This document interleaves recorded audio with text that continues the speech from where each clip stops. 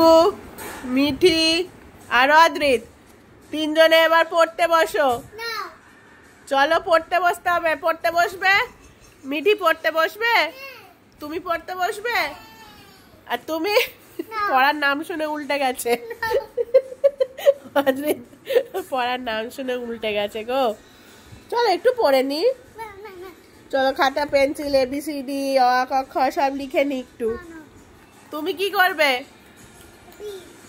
কি big B লিখবে? আচ্ছা, আর তুমি কি করবে? হ্যাঁ,